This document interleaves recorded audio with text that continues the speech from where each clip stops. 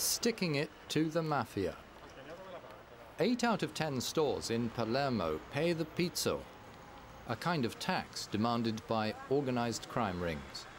Addio Pizzo is a movement of young Sicilians against Cosa Nostra intimidation. The slogan on the stickers is, "People who pay for protection have no dignity." The public campaign so far has 130 stores signed up and 8,000 customers, a first step towards legalizing the city's economy.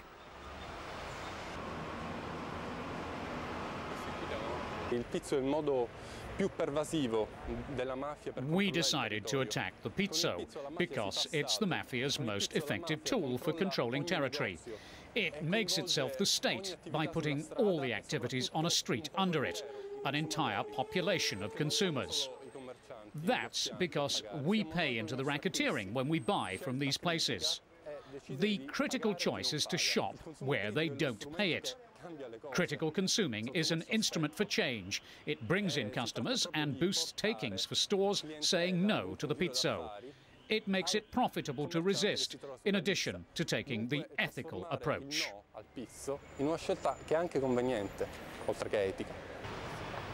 Santo Bocchiaro is a store owner who recently came on board the campaign. He doesn't only have the support of the network of retailers and consumers associations, the police also keep a special lookout. A former soldier, he made a new start opening this boutique in the heart of Palermo. But he's close to going bankrupt now because he refused to pay 5,000 euros in pizzo. They stole everything in the shop. That was a Friday.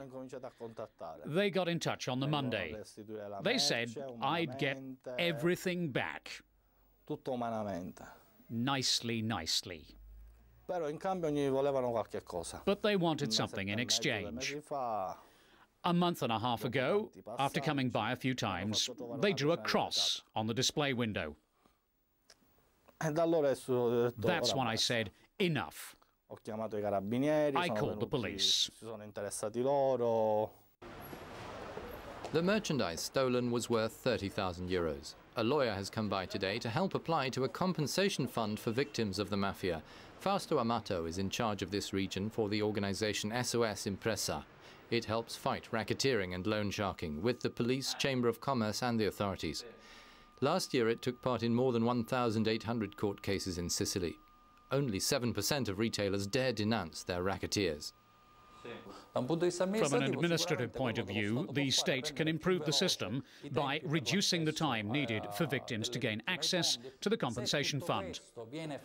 That would create more confidence. They would feel freer to come out into the open, to take the risk, and to say no loud and clear without hesitating. Every day in Italy, 200 million euros goes from entrepreneurs into the hands of the mafia. The monuments of the anti-mafia judges Falcone and Borsellino, who were murdered in 1992, no longer have a military guard, and organized crime is more present than ever. This led Rita Borsellino, a sister of one of the judges, to run for public office. She took some 40% of the vote in regional parliament elections in May, and her aim is to mediate between anti-mafia associations and the political machinery. There is no outside investment in Sicily because of the mafia problem. The economy is sick. The other side of this is that all the profits from illegal activities in Sicily, all these criminal acts, that money doesn't stay in Sicily. Sicily would not be in economic and employment difficulty if all that money were not being invested outside it. The European Parliament's Civil Liberties Committee has just adopted a report on improving international cooperation against corruption. Its author is from Palermo, Giusto Catania. He says it's a shame the 25 EU countries have still not adopted the United Nations Protocol against organized crime, signed in his city in 2000, that would make other measures more effective. A few months ago, the Parliament adopted a report to fight organised crime. It contains sections borrowed from Italy's anti-mafia law. The Pio della Torre law says we must strike at mafia capital. This money must be diverted and reused to social ends. Intervenire sui capitali mafiosi e riutilizzarli a fini sociali. One of the most recent examples of this law in action lies a few dozen kilometers from Palermo, the tourist farm Portella della Ginestra. The 17 hectares of land used to belong to the Bernardo Brusca clan. His son Giovanni set off the explosion that killed Falcone in 1992. The farm project today is co-financed by the Italian government with assistance from the European Commission, employing 15 people in a region where around a quarter of the population is unemployed. Lucio Guarino heads the Development and Legality Consortium, which groups together 8 communities. They, with the authorities and cooperatives, administer 700 hectares of seized property. The consortium's project is a project against the mafia, which is tangible. The goal isn't just to target the Cosa Nostra's economic power and territorial control. It's also a social project. It's a project to create jobs and eliminate a need which still today gives the Cosa Nostra its strength.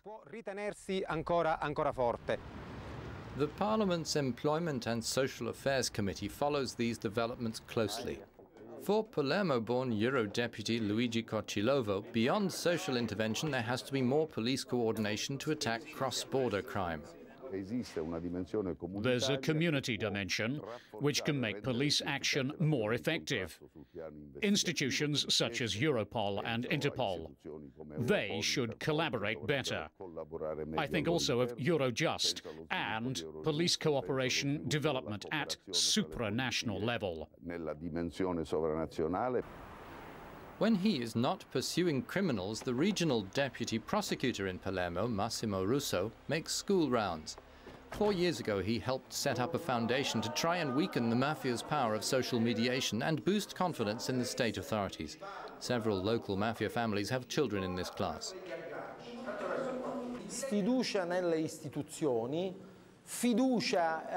Suspicion of the institutions, confidence in people whose power is not democratically legitimate, who are out to look after their own interests, exchanging favours for crime.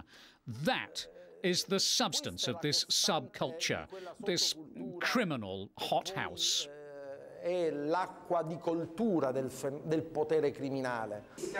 The project's slogan this year roughly translates as "Don't swap favours for crime," or "Don't do crime any favours." Campaigners are hoping to budge public support to the mafia commands more towards institutions, riding a wave of recent arrests. It's a fresh chapter in Sicily's historical social struggle with the mafia.